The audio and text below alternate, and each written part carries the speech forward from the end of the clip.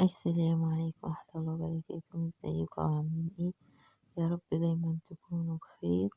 ويلا نصلي على الرسول الحبيب معانا عليه أفضل الصلاة والسلام. النهاردة هنعمل بقى كده معانا. النهاردة بقى عيد ميلاد جوزي، فقلت أقوم أعمل له حاجة اقتصادية كده، توفير في الوقت، تبقى أفرحه وأفرح الأولاد كمان.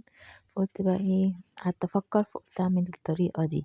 فجبت هنا معانا 3 بسكويت شاي، وهنا معانا كاستر، وهيكون معانا سكر وباكو جيلي، وهيكون معانا اللبن.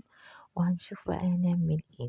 هنجيب بقى ايه معانا طبق، هيكون فيه نص كوباية لبن، وهننزل بقى البسكويت زي كده ننوزه في اللبن، ونروح ايه حاطين ترتيبه فين في البايركس كده اهو. عارفة في ناس ممكن تقولي بتعملي بايدك كده، ممكن بشوكة وكنت تحطيه، بس انا ايدي غسلاها ونضيفة يعني، مأمنة الدنيا. هنكمل بقى بقية البسكويت كله لغاية لما ايه نرصه فوقيه ونخلصه. على فكرة ممكن تستعملوا كمان على طريقة البسكويت وتعملوها بالكاستر والجيلي بس.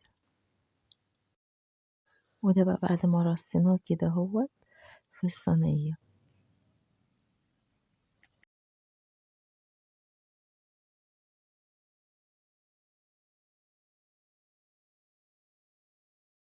بعد كده بقى هنحضر معانا نص كوباية لبن باردة، وهننزل فيها 4 معالق من الكاستر والسكر. بقى بعد كده هناخده، هنروح دلوقتي هنشوف هنحطه على اللبن على النار، وننزل بعد كده اهو معانا نزلت السكر اهو، وبعد كده هنزل الكاستر.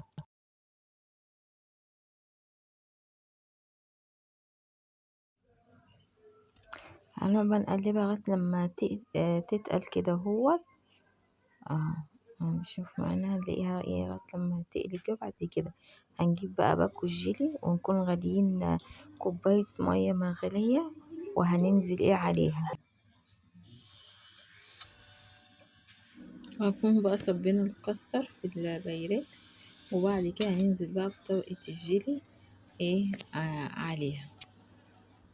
وبعد كده بقى ممكن حضرتك تزوقوها زي ما انتوا ايه عايزين.